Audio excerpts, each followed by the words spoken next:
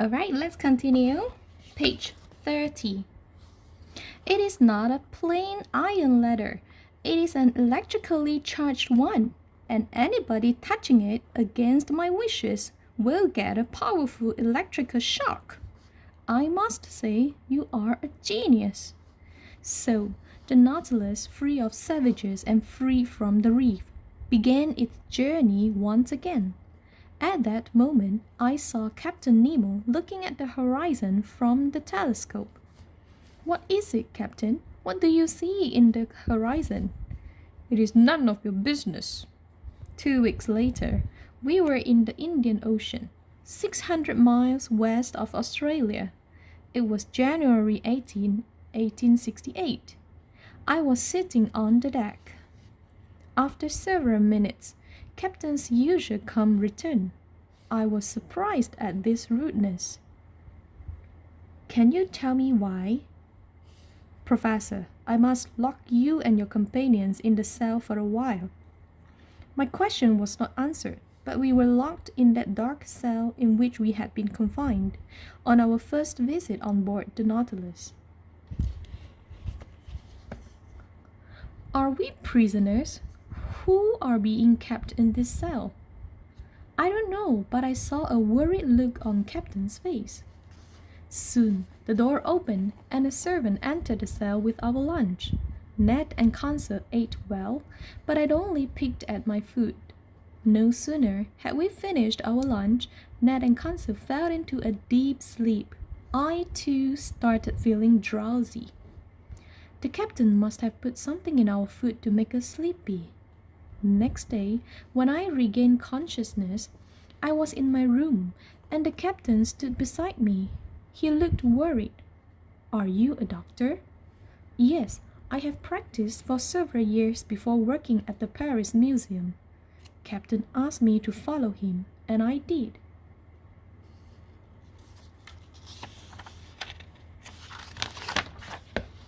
Captain Nemo took me into a room where an injured man was lying on the bed. The man's skull was smashed by some hard instrument. There was no hope of his survival. That means he will die. He will be dead within 2 hours, Captain. Can you tell me how he got injured? No, it's none of your business. Oh, he was crying, Captain Nemo. It was the first time I noticed tears in Captain Nemo's eyes. Next morning, we were ordered to dress up in our diving costumes for an underwater excursion. Soon, we were on the ocean floor.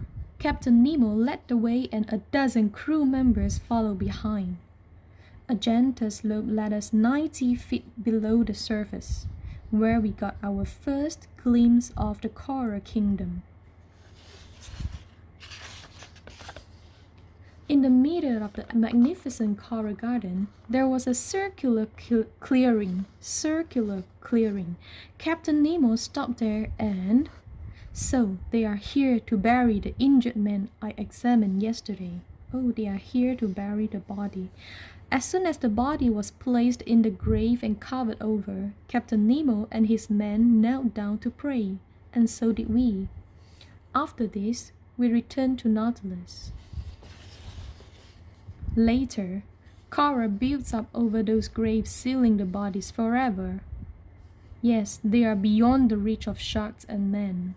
Nautilus was moving towards the island of Ceylon, at the tip of the Indian peninsula.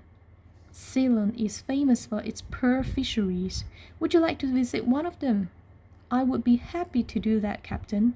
I know my companions will also be happy. Tomorrow morning, we will be heading to the pearl bed. You will be given steel knives to counter any attack from sharks. Sharks? Once the captain had left the room, I broke into a cold sweat. I was terrified of the sharks. Next day, dressed up in our diving suits, we were in the pearl bed following Captain Nemo. We were anxious to fill our sacks with the treasures which might contain pearls. A little later, Captain Nemo ordered us to hide behind the rocks upon seeing an East Indian diver. who had come down in search of pearls. Suddenly, when the diver was in the midst of tearing an oyster from the rock, I saw shark. By its powerful tail, the shark struck him on the chest and knocked him flat on the ocean floor. And I should help him, he's thinking. Captain Nemo approached the shark with a sharp dagger in his hand. Sharp dagger. The shark, seeing another possible victim, turned to attack the captain, and at that moment, Ned leaped forward and hurled his harpoon. The harpoon struck right into the shark, leaving it dead.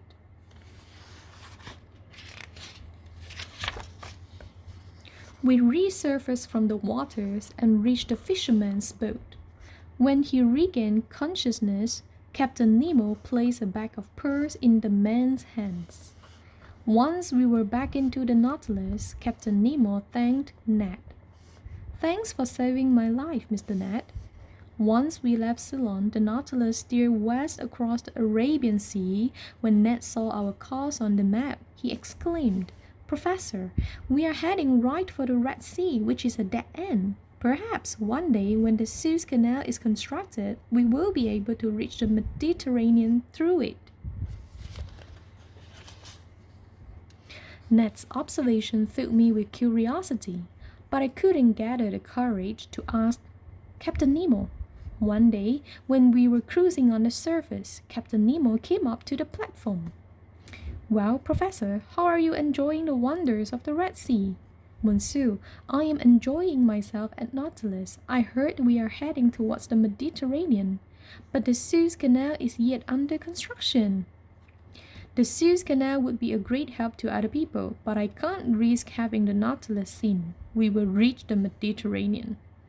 Then we must go around the entire African continent, unless the Nautilus can sail over the land, or there is an underground passage at Suez. I call it the Arabian Tunnel. Below Suez, there is a layer of solid rock with a natural tunnel. I can't believe it." On February 11, 1868, Nautilus went through the Arabian Tunnel to reach the Mediterranean. Oh, that's all for part 3. We will continue the last part later.